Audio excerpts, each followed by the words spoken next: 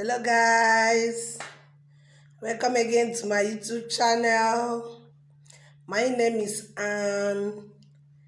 Welcome to my YouTube channel. Please, if today is your first day of watching me, please subscribe to my YouTube channel. Today, as the topic says, I want to share the story of how I lost my mom as a child and how it's affecting my life till today. That day, that precious morning, I was with my mom. My mom was sick. I told you that I came from a family of 4, 3 guys with me. I have 3 senior brothers with me. I'm the last. And I was 9. My elder brother was in the university. The second one is in town. It's remaining only me and my immediate elder brother. So that fateful day, my mother fell sick.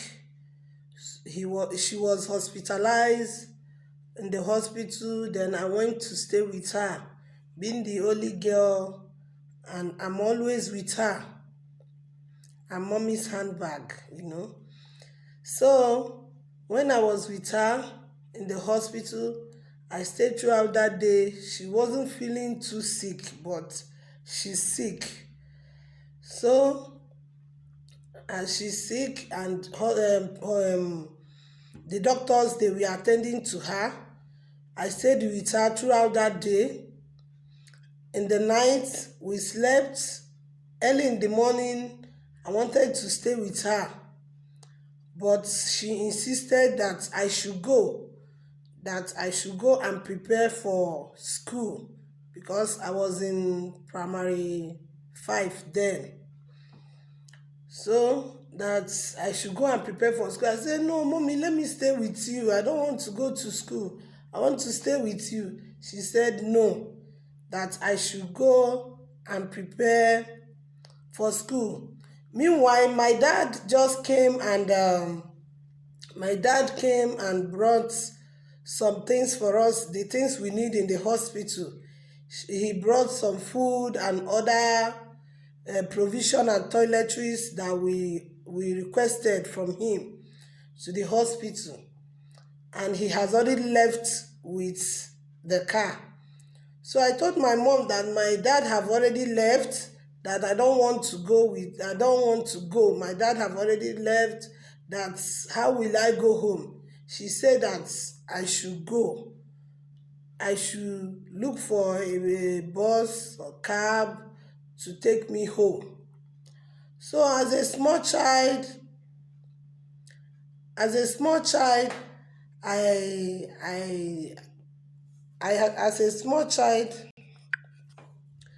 said, okay, let me go, because she insisted as if she know that she's going to die and maybe she don't want to die in my presence.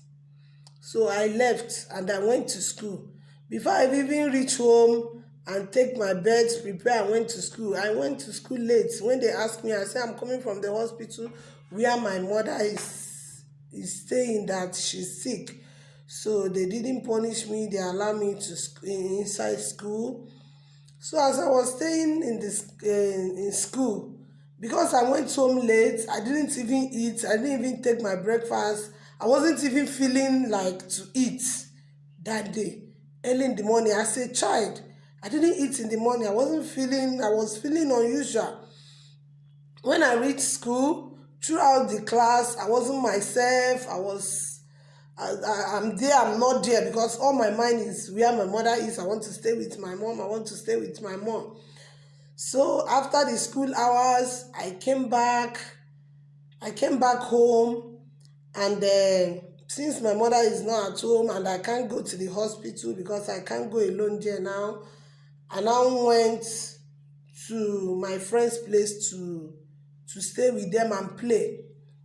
So as we are there, children, we are playing, playing. I didn't even eat. I wasn't feeling hungry as a child, and my mind is not going anywhere. I'm just, all I know is that I'm feeling unusual. I wasn't feeling hungry. I was, from morning till that moment, I've not eaten anything, and I did not even feel like to eat. So I was staying there, playing with them. Small time, we started hearing crying. We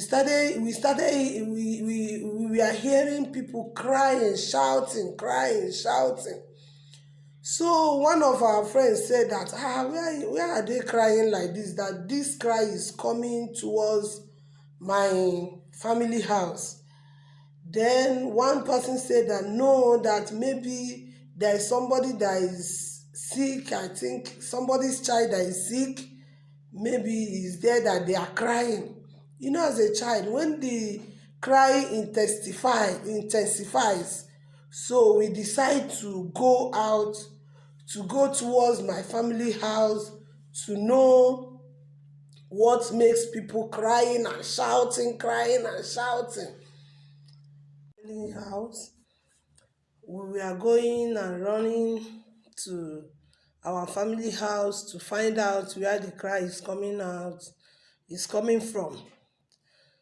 Immediately we almost approaching to my house, we saw one person. We asked the person, where is this cry coming from? The person said that your mother told me that your mother is dead. I say, my mother? So I didn't even believe it. I was just running, running, running. Before we even reach to my family, we enter inside the gate, and I have already seen people crying, crying. They just hold me, and they hold me that I should, they just hold me. And that is now how I now realize that what I heard, that my mom is dead, is truth. So I started crying. I started crying and crying and crying. And my brothers, is only one person that is alive, that is there.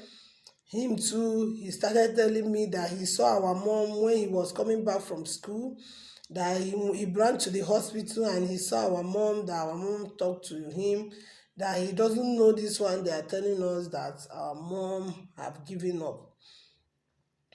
So that's how all of us, we are crying. People now gathering in our house. From morning of that day till the night, I did not eat. I was crying. How me that I want to, thinking of how to see my mom. So I will not see my mom again. I was, so many things as a child was running inside me. That time I don't even know that what is in the future is even more worse without mom than what I'm thinking then. So that is how I lost my mom. So when the people that went to the hospital came back, we asked them what happened. They say that my mom started, because she has BP. Her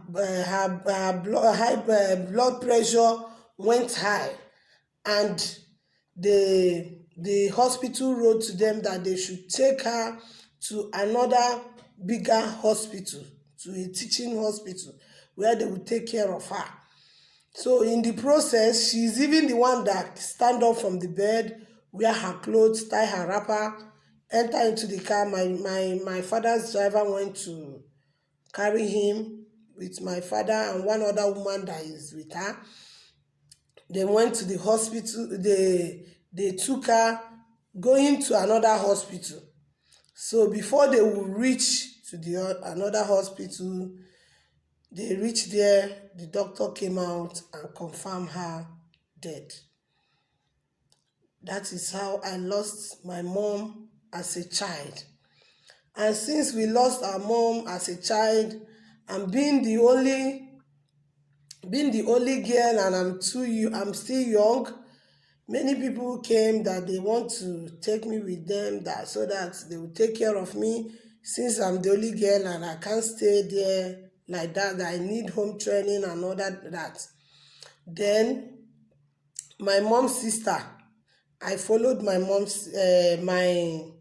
father's sister first. So I was staying with my father's sister for some years. I stayed with her like 3 years. After the 3 years, my mom's sister usually come to visit me, though she's late now. So she usually come to see me. Whenever she comes, she will tell me that she don't like how I'm living there, that she's going to take me with her. So she went and she tell my father that she want to take me with her so that she can take care of me, that she don't like the way and where I'm staying. So that is how I followed her to where she stays with her family. All her children is my senior. Even her last born seniored me with about 3 or 4 years. So I was staying with them, feeling at home, always staying with them. They train me, they take good care of me. That is where I stay, and I finish my secondary education. So that is it.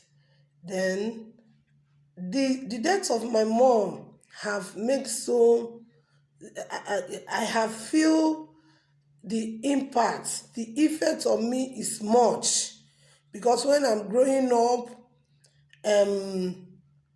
growing up, sometimes I feel that I want to talk to somebody as a mom. I did not see her. Even in the process, my mom's sister that I'm staying with, she died too. So there's nobody I can confide to like a mother. Then when suitors coming for my hand in marriage, I have so many tutors when I was in school, higher institution. That is story for another day. I needed my mom. That time I will cry and cry because I need someone to talk to, someone to confide to. There is no mother. But I thank God for people around me. I thank God for my brother's wife that stood by me, and they tried to encourage me and tell me what to do and the step to follow until when I got married. That is a story for another day. Then when I gave birth, in African culture, especially from the eastern side of Nigeria, when a wife gives birth, the mother will come for mugo. During my own time, nobody to come for my mugo. Is only people, maybe my extended sisters, people around will come and help. Even my mom-in-law, she's old. She came one time, but she's old. So that is my story, and that is how the death of my mom have affected my life. It affects my life in so many ways. As you watch my channel, you'll be able to know in various ways it affects my life till today. Thanks for watching me. Stay tuned for more stories. Stay tuned. Please don't go away. And please, if this is your first time of subscribing to my YouTube channel, this is the first time of watching my YouTube channel, please subscribe. Please subscribe to encourage what I'm doing. Subscribe and keep on coming for more stories and updates. Thank you.